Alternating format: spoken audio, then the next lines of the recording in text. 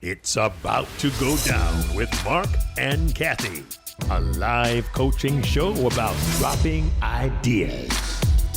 Marc and Cathey coach and have conversations with brilliant idea creators who are reimagining the world through the expression of their words, thoughts, and action.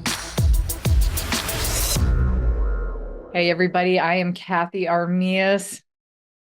And I am Marc Williams. We want to welcome everybody to this newest episode of It's About to Go Down.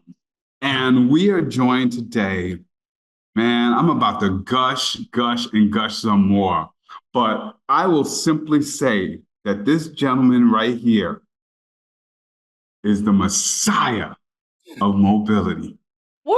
The Pharaoh of physicality. Ooh. This man can make you move in ways you never thought you could move before. Swooning. Richard Symister. Richard. Oh, Mr. Marc. A physical therapist and strength and conditioning coach. And you said who's trying to meet expectations, and I say exceeding expectations every single time. And I can't wait for everybody to have this conversation with you today so that everybody knows Richard came to talk to us today about this idea of revealing and unveiling your intrinsic wealth and abundance. Yes, indeed. Messiah Mobility. Richard, welcome Yes, to sir. It's About to Go Down. Thank you for having me. I am pumped beyond pumped. Yes, sir. Thank you, Cathey. Thank you, Marc. You're welcome. Richard, let's jump right into it. What is this whole thing about revealing and unveiling our intrinsic wealth and abundance? What's that all about, and why are you so passionate about talking about it? The last few weeks, I have been unequivocally, unabashedly, unapologetically joyous.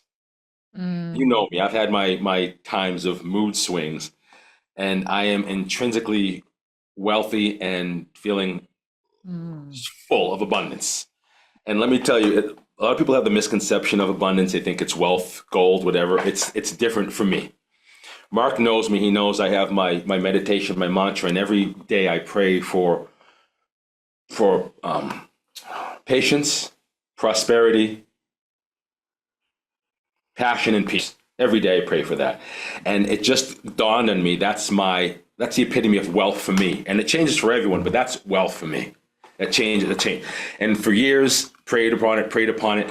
And if anyone has seen The Fifth Element, one of my favorite sci-fi movies, if I have all those elements together, I can stop the end of the world. I can stop evil from crawling into the world, from creeping into the world, because I have my elements together, and I am wealthy and I am strong if I have all four of those. And I want to explain what happened. This is recent. These epiphanies came to me over the last 3 months. I had 3 incidences, and out of those came 3 revelations or epiphanies. And if I could, I'd like to tell you what happened. Marc knows the story. I won't go into it. It's kind of morbid. When I was 23, unfortunately, I found my father dead in bed. I found him. I discovered him. That was very traumatic. I suffered a lot of years of post-traumatic stress disorder. 3 weeks ago on a Sunday, I was just talking to my wife. How you doing, babe? What's going on? And she wasn't tired. Her head was up in the air. So I said, are you okay? She was having a grand seizure, a major seizure. This is the first time I've ever seen anything like this up close in my family. I've seen other people have seizures, but this is my wife. And I was really paralyzed, couldn't move for 5 seconds because I flashed back to my dad. Then I called the EMTs. I made sure she was okay. Long story short, hospital, ER. She had all the tests. Everything came back normal, negative, which is great. What's funny is when the world disappears beneath your feet and you realize it's just you and that person you love, nothing else matters. And you either decide right there and then what you're going to do with this person for the rest of your life. And I decided this is the person I want to protect and love and share love and give love. That's it. Here's what's strange about this incident. There was a reset button. It's almost like when you reboot your computer and you have to restart it. On my wife's end, any anxiety, worry, sleep disorders mood disorders went away. She came out of it, she was a different person. For me, there was a reset button. I don't know what happened. I had insomnia. Mark knows I've had some mood disorders. Happy, little depression, anxiety went away because nothing else mattered. When she was having the seizure, nothing else mattered. And that carried over. And so what I got out of that situation, I discovered a new passion, not just for my wife, because we've been so touchy-feely. I love you, writing love letters to each other, texting, but a passion for life. You know, I know it sounds cliche, you know, a near-death experience, and now you wake up. Everything is robust now. It's like being on psilocybin mushrooms. Everything is bright and colorful, not perfect all the time. You know, life is life. You have things that come down the pike. But passion it's back in me. And I feel like a new person at 56 years old. I feel like a new kid in love again. And what's also nice is I discovered a new patient. I am not a patient man. Mark has seen me snap. Mark has seen me go, "Argh!" For some reason, when you come close to losing someone, you think twice, 3 times, 4 times about the words you use, your verbiage, your body language, your temperament, your demeanor. I've learned patience for my wife, with my wife, my crazy family. Now I call them all the time. And more importantly, I learned patience for myself. Whether I'm studying something, business deals, working out, I let things unravel versus trying to, come on, I want it yesterday. So from that instance, from that patience and passion. Now, a couple of weeks ago, here's a second revelation. This is very cool. I've always done my budget, but I haven't been crazy with it. A friend of mine, we're in the same dance community. He calls me and says, "Richard, I want to take this amount of money and turn it into this amount of money." I'm like, okay, why is he calling me? I've only called 2 people, a multimillionaire friend and you. So I'm thinking, I was very honored. I was flattered. I told him. I didn't tell him I wasn't a multimillionaire. I just sat there and I thought to myself, I must be doing something right if I can carry the persona that I'm wealthy. And 2, if I can have the conversation about wealth, almost give a straight out lecture about the basics of money management, wealth, and leaving a legacy. Now, I read a lot of books, Atomic Habits, The Millionaire Mindset, The Millionaire Next Door, Rich Dad, Poor Dad, Get Good with Money. And they all have something there's a common denominator. It's the mindset. It's the mindset. It's the mindset. It's the mind. Thinking like a millionaire, thinking like you have money, having a different vocabulary around money. And so what I learned from this man asking me this and us having a conversation, now we meet every week, is that here's my prosperity, or more importantly, prosperity consciousness. Living the life of a millionaire, even if I'm not a millionaire yet. Thinking wealthy, speaking wealthy, living wealthy, adopting a healthy, wealthy mindset. And a little caveat, I'm turning all our conversations, all our meetings into a book. Because I read a lot of books and I realize it's so much more enjoyable if you have things that really happen, things that actually happen, not making up things. I had a snag. My friend called me, "Richard, my stocks went up and I'm not sure to do." Okay, how did I advise him? What did he say to me? What did I learn? These are going to be like little gold nuggets in the book. So that's another plus out of that prosperity consciousness. And the third, and I wrote notes on this because this just happened. Last week was my birthday. I turned 56 Friday. Okay, I know I look 70, but that's not the point. Now, No, you look 40. I say you look 40, 39. I'm a loner. Since my father passed, I kind of pushed away from friends, locked myself away. I'm pretty much a loner. I don't celebrate birthdays, but I was feeling pretty good. It was after my wife's incident. I just happened to call a bunch of people who I feel close with, who I really adore, saying, "Hey, we're going out to a Jamaican restaurant. It's a Black-owned restaurant. I want to support. If you want to go, come on." Everyone showed up. Everyone showed up.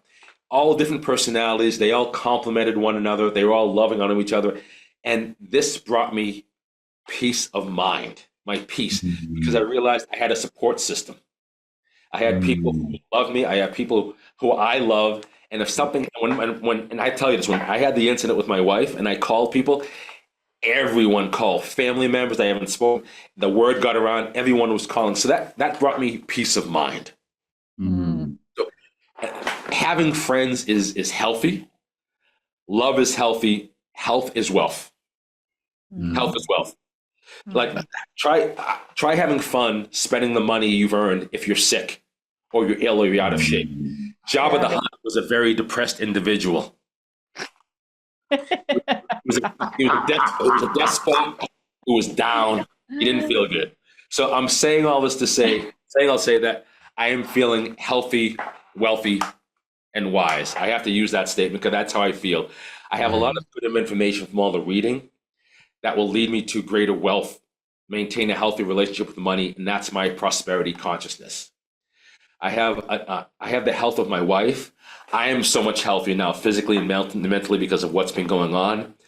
And I have lots of love going around. I see the love in back of you, Cathey, the sign over your right shoulder. And people take it for granted. I have a deep support system, and this is my peace of mind. I dodged tragedy with my wife. I have a new robust lust for and passion for life. Passion is back in me. So at last, I've learned not to rush through life, rush people. Come on, talk faster. You're not talking fast enough. And to rush myself. I'm living to appreciate the moment, which is another cliche, but that's why I meditate. I've learned to show love. I call people, I love you. Even my guy friends, I got the phone. I love you, man. Just want to tell you I love you. I don't wait until the perfect moment because, like they say, you never know. It may not be there. So, I no longer standing like this watching my clock. I let things unravel themselves. So I'm truly, truly, truly a healthy man and a wealthy man. That's how I feel. That's why I wanted to tell you. I had all this stuff planned for today, and over the last 3 weeks, this stuff just happened quickly, and I just wanted to share with you. I am in love with my wife.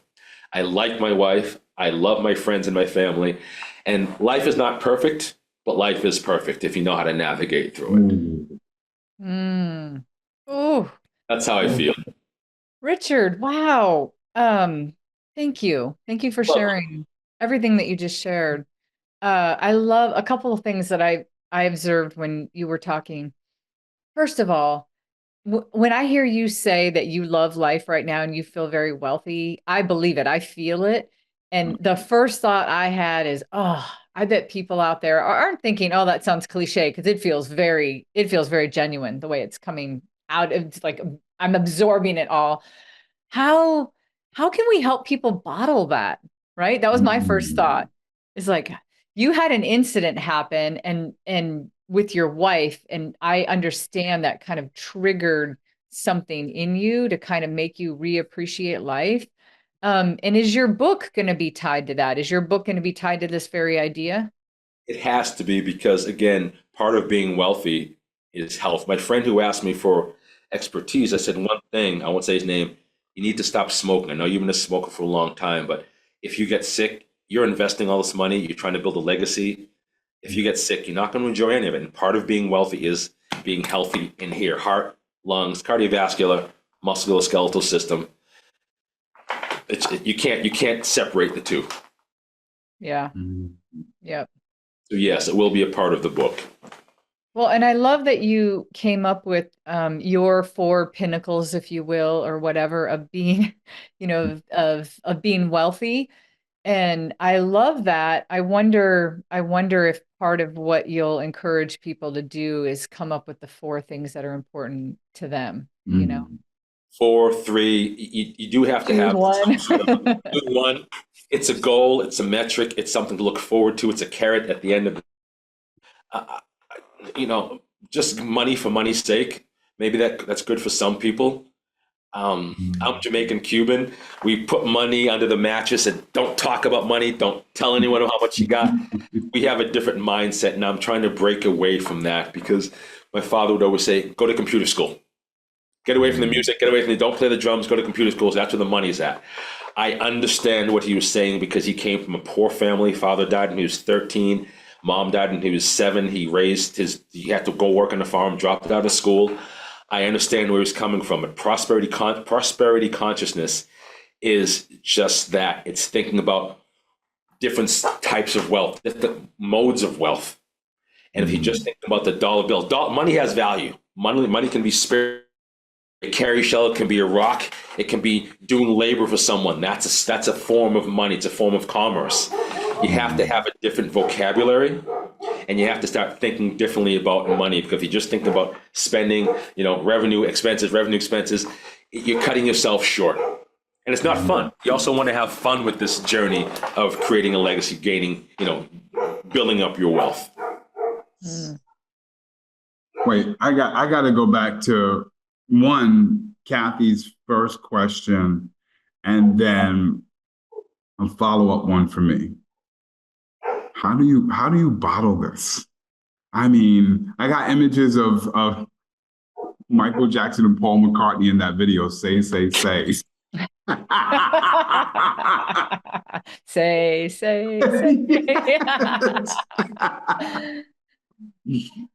Wow. How do people bottle up this energy, Richard? How do you bottle energy? I've been asked that all my life. I don't know. I just think I believe it's a personality thing. I wouldn't tell anyone to be this excited, to be this out of breath when they're talking about stuff. It's not for everyone. But I do think you have to find your own motivation, your own excitement. I wouldn't bottle what I have, because I don't think a lot of people could handle what I have. I think some people would love what I had and they could take it. Like, I want what he's having. But some people, it's just too much. The head would just explode.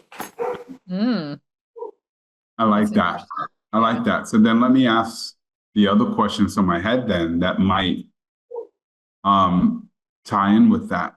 These elements that you spoke about, right? You spoke about your 4 elements. Was there a process that you went through that others can go through to uncover, or I'll use your words, to reveal or unveil what their elements are? Yes. Write down your fear, everything negative on one side of the page. One side has to be separated. If you write everything together, it's going to be one amalgam of good, bad, and the ugly. Another great movie. But yeah, I think you have to write down. Let me close the door because my dogs are barking. Excuse me for one sec. I was like, whose dog is barking?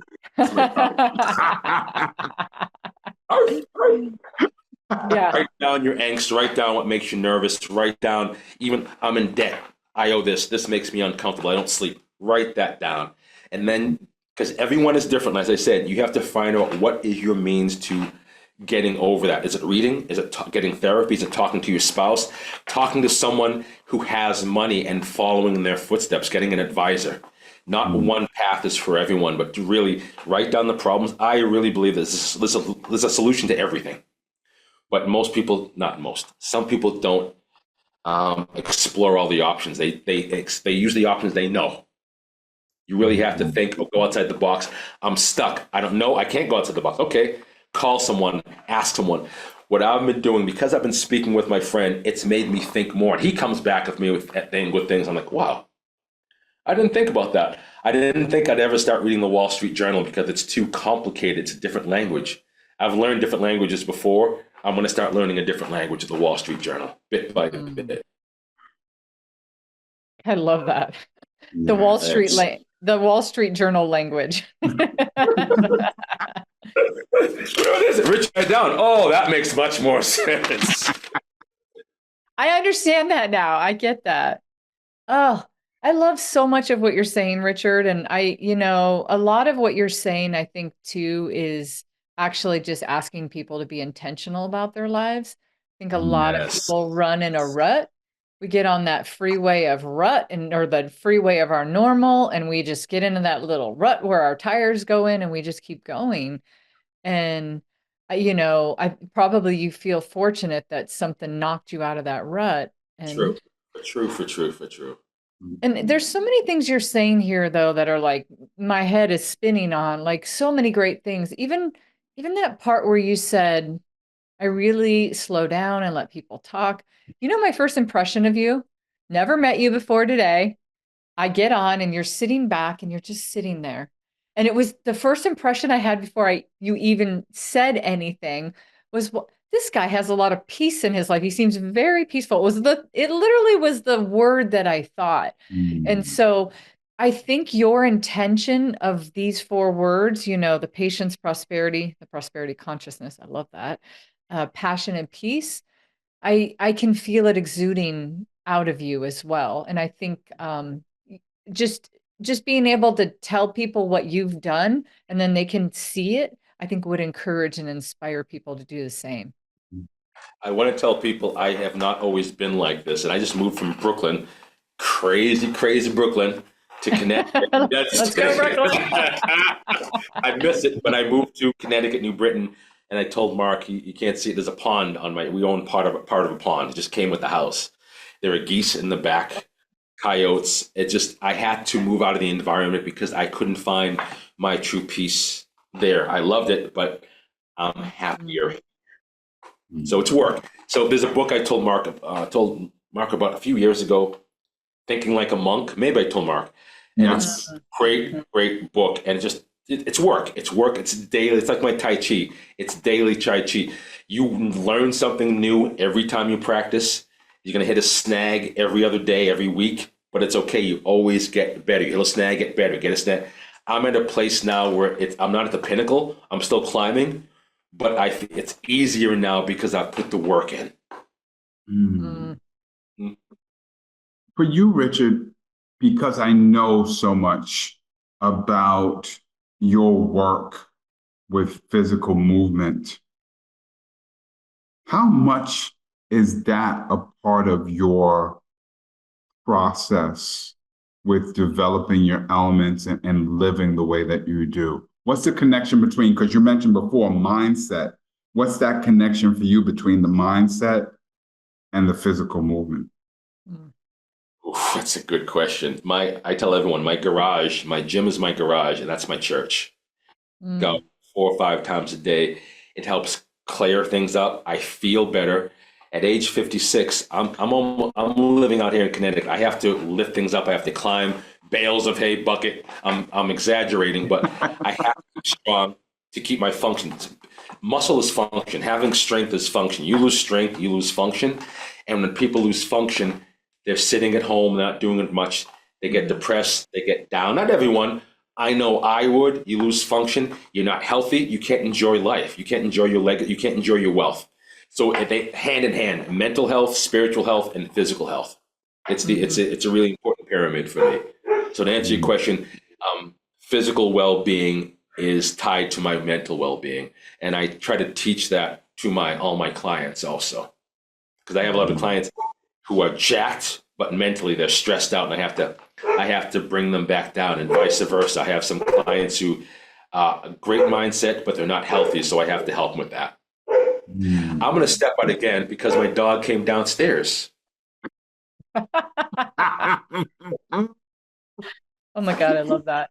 This couldn't be more real, right? This couldn't be more real. I love this. I love that this is the first time we're doing like a Facebook Live, and here we are.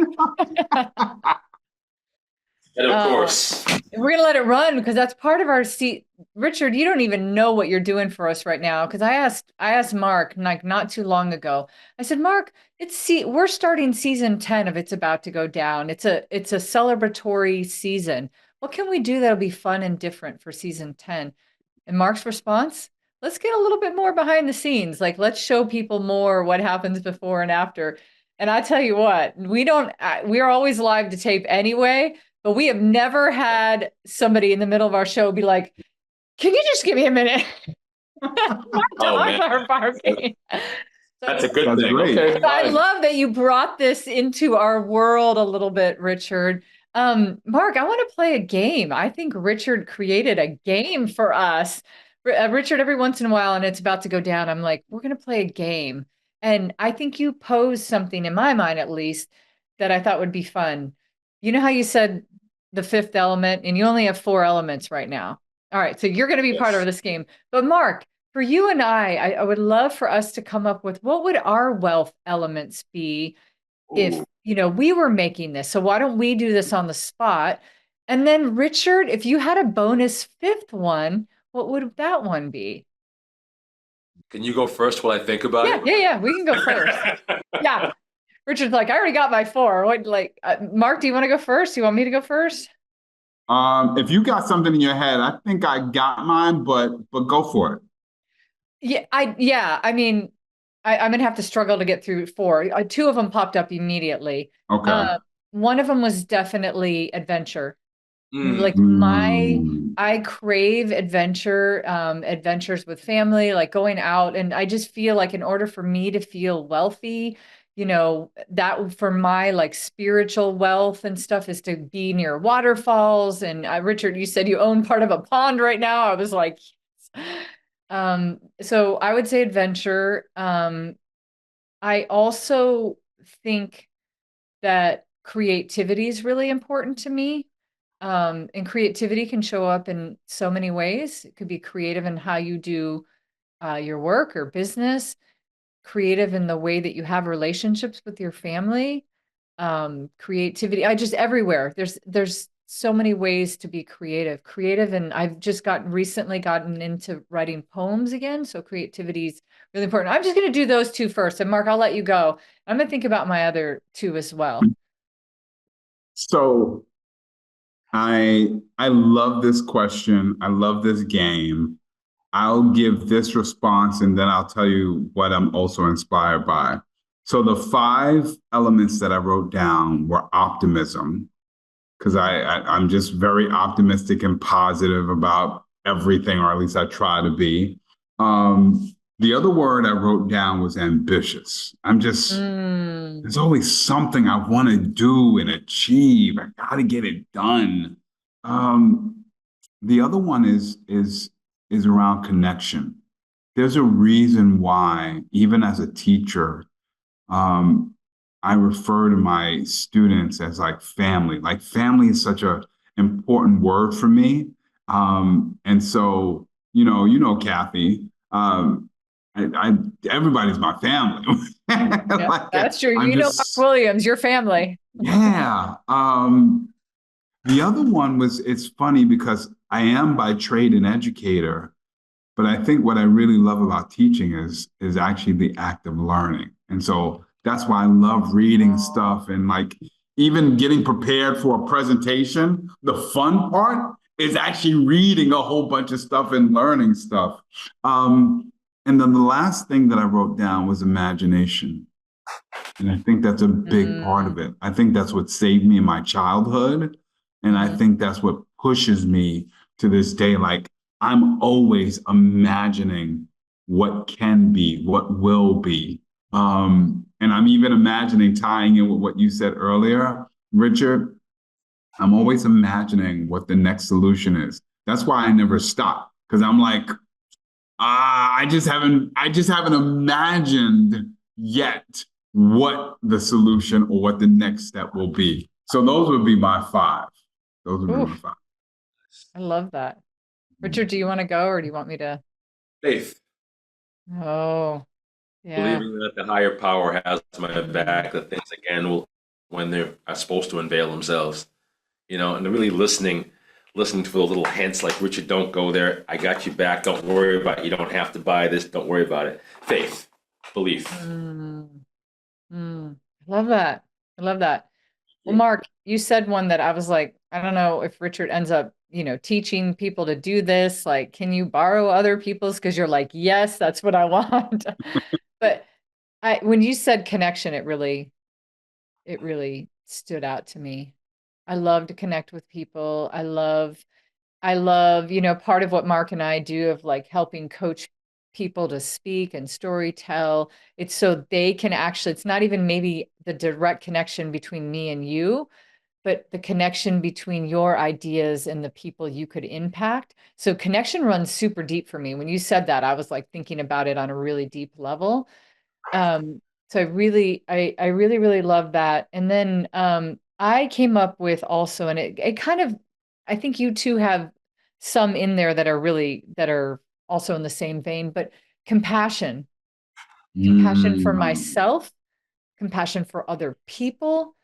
And I mean, patience falls into that, right, Richard? If you want to have compassion for people, sometimes you have to have a whole lot of patience, right? Yeah, exactly. What was the thing in the movie? Since we're doing movie stuff, the goose fraba, like that anger management. He had that word, goose fraba, goose fraba. Anytime he was getting really angry, he was like goose fraba. But Oh, yeah. see, I went bad boys. Woosah. Woosah. Oh, yeah. I forgot about that. Yeah. I was going to the Jack Nicholson like anger management. So, but and you did 5, which I love. So those are my 4. Those would be my 4. I love this, Richard. You're already making an impact on other people. Look at us. That's why I wanted to play the game. Anybody watching right now, like, what would yours be? Like, that's what I would ask people. What would make you wealthy? You know what this reminds me of? So are the two of you familiar with the Gallup assessment, the Gallup strength assessment? Yep. So I recently did something like that, and I discovered what my 5 strengths are, right? And then I've come across these other things like, the compass. Are you a north, south, or east? Or, there's the disc, there's all of these different things. Myers-Briggs, right? yeah. Yeah, and there's all these different things. And it takes me back to one, what's the process for figuring out your elements? And I'm even curious right now, if we were to go back just a few moments ago when you started this game, like, how did we each figure out what those elements were? Mm-hmm. For me, I thought about what's important to me. Mm-hmm. I thought about my childhood, right? Because some of that is implanted in childhood. And I don't know what all of the different fancy questions or what the process would be, but I got to imagine that ingrained in our heads is this process for figuring out what the elements are. And if you can't figure it out, then how does somebody like Richard get us to figure out what those elements are so that we can all experience prosperity consciousness? I'm going to say that one again because I love that phrase, like, prosperity consciousness. Richard, I would love to take what Marc said and ask it to you, because you started to tell us, and I loved this. You said, write out a list, and on one side, what are things that give you angst? And I love that. I love that word. Your word choice is fabulous. It's awesome. What were the things that caused you angst, or how did you get to these 4? I would love to hear the back to that. It sounds like there might be some good stories. I'm Jamaican, from Jamaican heritage, and there was a lot of worry all the time about having enough for tomorrow or next week or retirement. Always, if we ask for money, no, we're poor, we don't have any money. My parents would tell you, we're poor, we don't have any money, even though they had money. So there was always some concern about making sure you had enough. It wasn't how to do it, it's just you should always worry about it. And so I grew up always thinking I have to work really hard, and whether I'm putting money under the mattress or putting it into savings or something else, I have to make sure I'm secure just in case. And when if someone in my circle does not have that mindset, back in the day, I'd like, wow, I can't hang with you because we're not on the same page. I got to worry. You should be worrying. Why aren't you worried? I got to worry. Dang, you don't worry enough. We never hear that. Don't worry enough. I love that. So everything on the left side of the page would be under the umbrella of worrying about something, and usually about money or security. Security. You know what I love about what you said, Richard? I think you could help people get there faster I love that you said that question, Marc, because then me asking Richard caused me to think, if somebody was struggling in that moment, like if you were trying to help somebody and you were talking about it and you were like, what causes you angst? Yeah, some people might come up with superficial things, right? Like maybe like, oh, I can't stand slow drivers and whatever, whatever, blah, blah, blah. But Richard, you got down to another level. I think you went down and like, what causes you to worry? What are things that you're worried about? What might have even been ingrained from your family? That's something that most people wouldn't even think about. Like, what are some things that were generationally passed down to you? So I don't know. Anyway, going deeper on that, I really like that. Again, back to awareness. It's sad. I shouldn't be thinking about this stuff at age 10, 12. I shouldn't be thinking about my financial future, but I was. And be preaching the good word that to all your friends that everybody should be worried too. Aren't you worried where your lunch money's coming from? I love it. It's interesting because I can so relate to being a young kid worried about where money comes from, right? Like one of my memories as a kid was we'd go to, I don't even know if people still go to the meat market. Yes, they do. Yeah, they do. It's like, yeah, they do. So we went to the butcher, and I remember as my mother was ordering food, there was, like most stores, there was a rack with junk food. And in particular was this 25-cent pack of, those cookies, like the fake Oreos. And I just remember staring at them. And I would never ask my mother to buy them for me because I knew, we were tight with money. I didn't want to burden and ask for something else, but I always wanted it, right? And there was a part of me as a kid that was very much aware that we didn't have a lot of money. So in a sense, I was always worried about money. But I feel that that's what then triggered my element of imagination. Because it was like, well, what could I do? What could life be like when I didn't have to stare at the cookies, but I could just pick it up. I could pick up as many as I want and not have to worry about it, right? So I love that you said that, Cathey, when you talked about worry and when you talked about attaching it to generational, what's been passed down to you, because you're right. Sometimes we just think pet peeve, like slow traffic, right? But this is deeper. Mm-hmm. And it reveals an element that can take you to that next level. Mm-hmm. Powerful. Christmas Day was the worst day. Now we drink champagne when we're thirsty. Thursday. Go. Biggie. Yes, sir. All right, here we go, East Coast. Yeah, Cathey. Yeah, Cathey. I'm gonna have to drop some Tupac on you here or something. We know Tupac's got some lines. Yeah, I mean, one of your favorites, Dear Mama. That's right. Right? That's right. Speaking of generational and things you learn from your mama and things, I love this, Richard. I want to ask you another question. I ask this a lot because it helps me to see what would be important for you to share. If you were giving a TED talk on this tomorrow, Richard, how would you frame it up? What would be the most important thing that you would want people to do with it or to take away? Like, what would you want from that?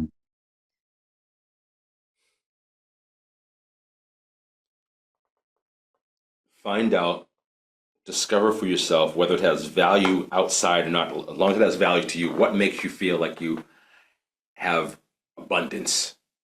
What's abundant to you? What's your definition of abundant? It doesn't matter what anyone else thinks or cares. How they care, how they see you.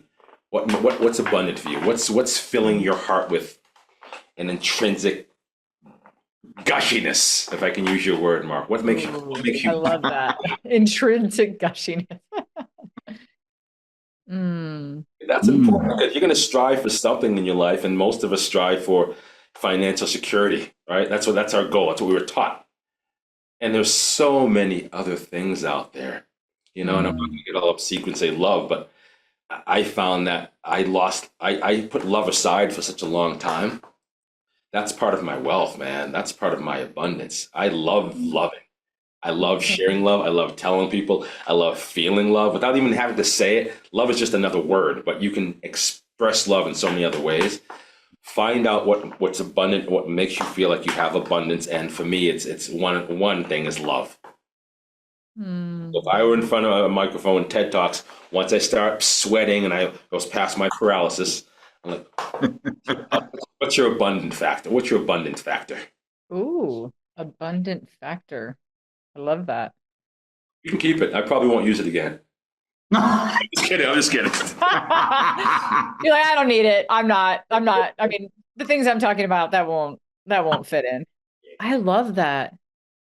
You know, maybe that's another like little exercise, if you will, that we could do for everybody that's watching this awesome, amazing. I love this episode. I love this so much, Richard, because I feel like everybody needs this so badly.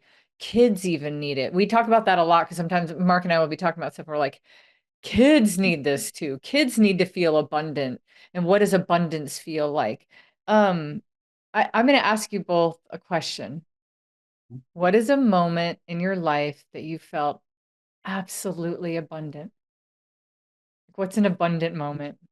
Right now. Right now. I'm not being, again, obsequious. You have to capture those. I don't have to think about it. If every day there's some moment of abundance. And right now, I'm sharing information. I'm getting information. You're honoring me with your time. My wife is waiting upstairs after this to show me love. She made dinner for me. Right now is an abundant moment. The dogs are gonna be all over you. Yes, I love dogs. This is an abundant moment. This is a lovely moment. This is an exquisite moment. Love that. Richard, you know, I was at first when you asked that question, Cathey, I started going back. And then Richard, you inspired me to think of a conversation I had earlier today. Someone who's going through a really hard time. And she apologized for crying. And I realized that in that moment, that her vulnerability to shed tears actually made me feel abundant. And by that, I don't mean that, oh, well, you know, somebody's going through something, at least I can be grateful for what I'm going through. But like to make somebody feel that comfortable, to be vulnerable in front of somebody, like that filled me with abundance because there was that love and that gushiness right there in that moment. So that's what I'm thinking of. I love that. What about you, Cathey? Yeah. I had this moment, and I think, Mark, you already know about this, but Richard, you don't. So first of all, I do second your sentiment of I feel very, I never really thought about it until you said it, but I feel very abundant in this moment just to share, to know you, Richard, to share with my brother Mark this moment. And I have so many of these with you, Mark, and it just makes me feel abundant to know you and love you and be part of your family and your sphere. I have a moment though that I had with my sister, and it wasn't too long ago. And my sister and I didn't grow up, we didn't grow up as friends. And that's super unfortunate because of our family dynamic. It just wasn't, it wasn't that way. And as adults, we became best friends. And we always say we're two people now that if we met now, we're always like, would we actually even be friends? We're so different. Like, and I love that girl to death. Love her. Love her. I love her brilliance. I love her heart. I love who she is. I love that she's my sister. And one day, a couple months ago, we got to play in a pickleball tournament together. And yeah, pickleball, this silly sport that everybody's playing and whatever. It can sound so like, it can sound so whatever to anybody. But for me, this was a moment where I'm like, we're both healthy enough to be competing in this moment with each other. And we did well.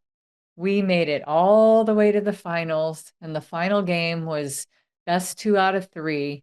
And we're playing against a team that we both looked at and said, they should beat us. Like they should definitely beat us, right? And game 1, they beat us. Absolutely beat us. Game 2, we won. And and they're tight, like they're tight. In game 3, we went to 3 tiebreakers and we lost. That's okay. And I didn't care one bit. Neither did my sister. And I will tell you, there's a moment.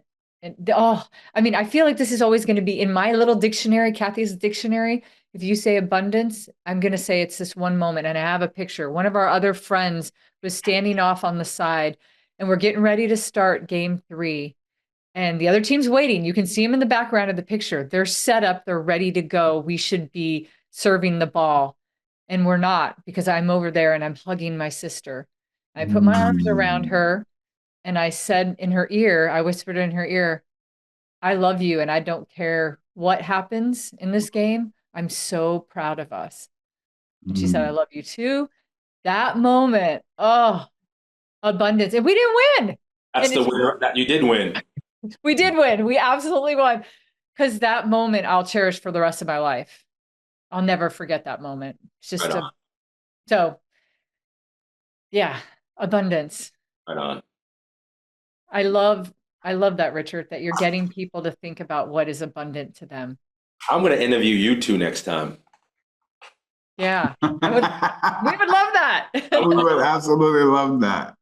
You know, Cathey knows that I'm working with a group of young students who are ready to graduate from high school, and they're about to give their speeches at graduation. So since we're live, I won't say too much about what this speech is, because I don't want to steal this young person's thunder. But what I will say is, she didn't feel so abundant during the pandemic. You know, because 4 years ago, a lot of students experienced school behind a laptop. And there was a moment when they went hybrid and she went into the building for the first time. And something seemingly so insignificant happened. Like something so on a single day would seem like the most forgettable thing, right? But in that moment, what she describes is exactly what you described. In that moment, she felt abundant.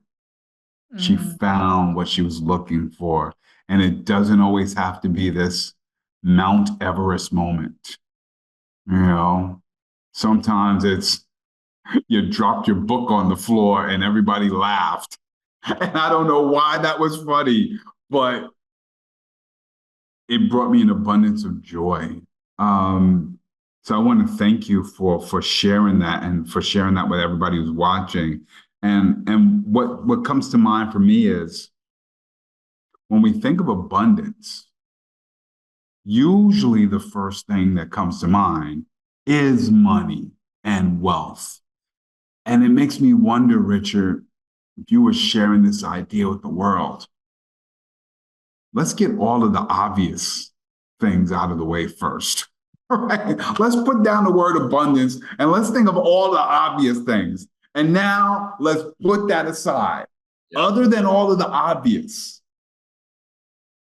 what fills you with intrinsic gushiness? AKA abundance. Yes. Yes. The IG, right? Intrinsic gushiness. The new IG. The new IG. Right. Oh man. Oh. I meant what I said, because you two have, I've known Marc for a while. You two have some big hearts. And I would love to pick your brain and interview you sometime. Even 5 minutes during your interviewing someone, I'd like to bust in with my reporter hat. I want to pick your brains, see what you're all about. We'd love to do that. We would absolutely love that, Richard. Yeah. This is you've got us thinking, and I know you've got our audience thinking. We have a lot of people that follow our show because they love hearing other people's ideas. They love to hear what kind of ideas out there.